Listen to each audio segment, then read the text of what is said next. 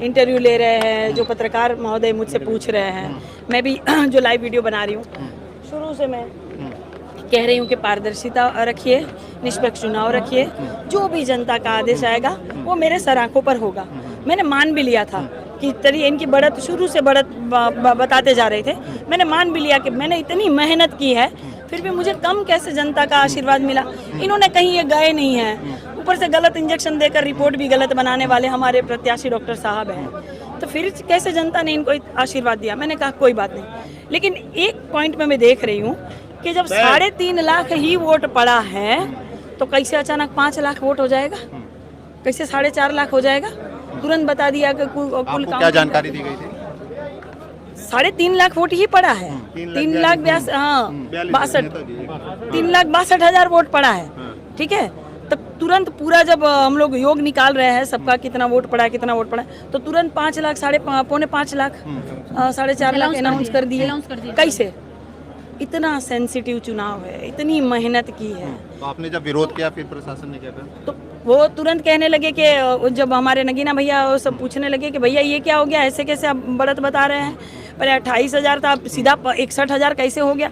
तो अरे आप लोग जाइए यहाँ से, बाद में बात करिएगा, जाइए, आप लोग को पूछने का हक नहीं है, चलिए हटिए यहाँ से, कौन होते हो पूछने वाले, जो हो गया अनाउंस हो गया। तो बताइए ये मुख्यमंत्री के गढ़ में अभी आप लोग बैठे थे, अभी हमारी मांग ये है कि रिकाउंटिंग करवाई जाए, दोबारा चुनाव करवाया जाए महापौर का, ज़्यादा समय नहीं लगेगा, पारदर्शिता हो जाएगी, जो वोट पड़ा है फिर से वही वोट पड़ेगा ना कंप्यूटर में। अगर पारदर्शिता क्या मिला?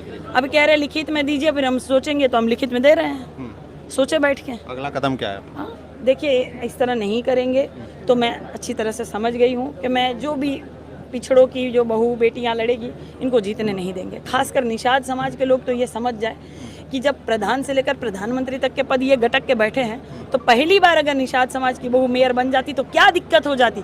मैं समझ सकती थी कि आदरणीय मुख्यमंत्री जी ने 3 से 4 सभा मेरे खिलाफ की, मैं समझ सकती थी कि किस तरह से BLO की पर्ची और पीठासीन अधिकारियों की जो लिस्ट थी वो बदली जा रही थी। मैं समझ सकती थी कि किस तरह से DM अधिकारी जी ने पूरा लाइन लिख के बता दिया था कि ये लोग वोट नहीं डालेंगे, ये लोग वोट नहीं डालेंगे, ये लोग वोट नहीं डालेंगे। मैं समझ सकती थी कि कैसे मृत्यु लोगों के नाम आ जाते थे और जीवितों को वोट नहीं देने जा रहा था। मैं समझ सकती थी कि इस बूथ से उस बूथ में ट्रांसफर किया जा रहा था, लोगों को दौड़ाया जा रहा था, परेशान किया जा रहा था। मैं समझ सकती थी कि परिवारों का वोट गायब था। मैं समझ सकती थी कि जितने भी तुर्कमानपुर के या सूरजकुंड के जो इलाके हैं पूरे के पूरे जो वोट गायब हो गए थे, लोग 150, 200, 2,500, 3,000 लोग वापस जा रहे हैं। मैं समझ सकती थी कि किस तरह से इन्होंने 20, 25,000, 35,000 का घपला करके वोट नहीं डालने दिया।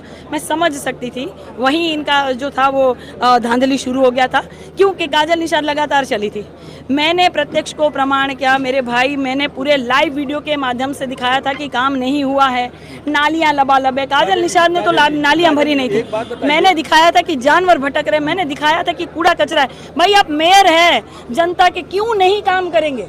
कई सालों से मेयर आप बन रहे हैं, प्रशासन की बात नहीं सुनी जाती है, तो आपका अगला कदम क्या होगा? देखिए पहले तो रिकाउंटिंग करी जाए, हमें संतुष्टि मिल जाएगी, जो भी फिर आदेश होगा, जो भी निर्णय होगा वो सर आंखों पर होगा। मैं कैसे मानूं कि ये जो काउंटिंग चल रही थी पारदर्शिता वाली चल रही थी, इसका मतलब कि अगर ये लास्ट में ये सब नहीं हुआ तो इसका मतलब ये घपला चल रहा था।